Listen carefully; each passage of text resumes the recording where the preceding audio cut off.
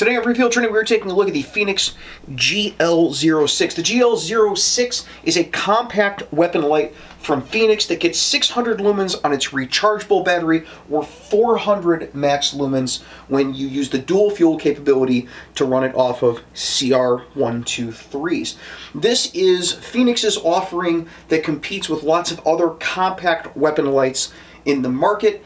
There are a couple of features of the Fenix GL06 over their previous models and over other compact weapon lights that I think will be interesting for a lot of people. And so we're going to look over those mostly today. As I talk about this, I'm going to put you some beam shots both inside and outside so you can see that this is pretty good indoors. Outdoors, it doesn't have a whole lot of stretch. For this reason, I think it's most applicable to a concealed carry application when people are going to need something that can fit inside of a holster, inside of a waistband where size is your major concern. If size isn't your major concern, there are other lights out there that are probably better off for you so you can get a little bit more throw.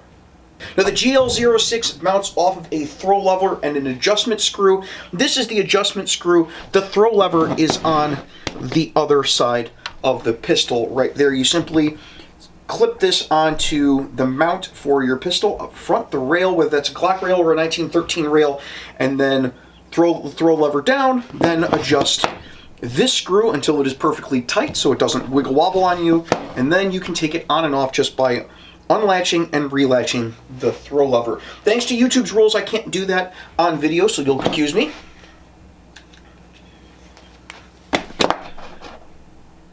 There you go. Now, this is where the first interesting thing comes up with the Fenix GL06. The throw lever, lots of other companies make a throw lever mount to be able to mount the light quickly and easily on and off. The difference with this is you don't necessarily need the throw lever in order to recharge it, and the pistol doesn't have to be mounted to this while you're recharging it. You don't have to plug the light in. The battery actually comes out of this, and that it is rechargeable with a USB right on the side of the battery. That's a pretty cool feature, not one that is exclusive to Fenix, but it is a pretty cool feature. It means you don't need to have an external plug on the outside of this to recharge it. You get the higher performance from the rechargeable battery without having to have something that could impede the waterproofness of this. Now it's rated IPX7, which isn't fantastic, but isn't terrible. It means for most people's applications, it's going to be waterproof enough. Now if you're thinking about, oh, I'm not just going to mount this on a Glock rail, I'm going to mount it on a 1913 rail, a lot of companies make you unscrew something and risk losing little tiny parts in order to switch between a Glock rail and a 1913 rail. With Fenix's offering, this is what I think is really cool, is you just turn and slide this little nub out, and then you can put it in, turn, and slide the little nub in. And it comes with the Glock rail nub and a 1913 rail nub. So if you're mounting this on a different type of rail, instead of having to go find the proper torque screws or a little tiny screwdriver in order to replace that, all you have to do is grab with your fingers, twist, pop it off, pop the other one in, and you're good to go. Now the UI of this light is really, really simple. It's going to be familiar to most people who are familiar with compact weapon lights. It's a click for steady on, click for steady off, push and hold for momentary. So if you push it and hold it for more than a second, it stays on momentary, and as soon as you let go, the light shuts off. And then both sides simultaneously for strobe. And then a click for shutting it off. It's pretty simple, and it operates the same way on both sides. So it's righty lefty compatible. These buttons are also very light and easy to press, so you don't have to worry about having enough hand strength when you're reaching from the back strap all the way to the front with your fingers if you've got smaller hands. As long as you can get any type of touch on this button, it will activate and deactivate. Very little pressure, very little effort needed. Now, how will this work out long-term durability-wise? I had this out to a buddy of mine to use it on midnight shift for a month as a review to kind of see whether there would be any major problems from it. And here were the notes that he gave. It fits into lots of holsters you made for other weapon lights as long as they retain onto the pistol. He was using it in a TLR1 holster. I threw mine into a Surefire X300 holster for Glock 19, Glock 17, Glock 22s. They all fit. There's plenty of space. It's actually a lot thinner than most full-size pistol lights.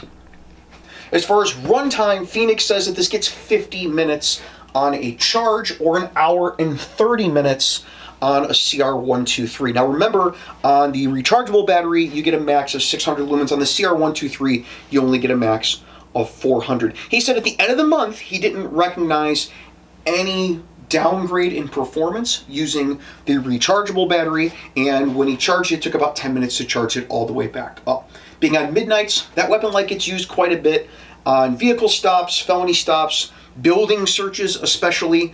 I normally run through one set of CR123 batteries on my Surefire X300 every 3 months working midnights, if that gives you kind of a metric for how much this is going to give you and how long you're going to get between recharges. So if you remember at the beginning of every month to pop the battery out and throw it on the charger, you should be good to go and not have to really worry about whether or not the light is going to be charged. Now for long-term storage, I would recommend taking the downgrade in performance and putting a CR123 in it.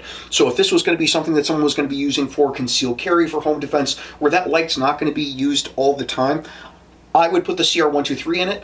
I would take the slight downgrade in performance with the CR123 and keep the extra reliability that I'm going to get from a battery that'll last for 10 years without recharging. That is the big downside for rechargeable lights, but this bridges the gap for a lot of the downsides on rechargeable lights. Lots of rechargeables that we get in the weapon light market have a little plug on the side that you're going to have to plug in, or you're going to have a special charger for the battery. There's a lot of running around to get around some of the downsides of having a rechargeable weapon light.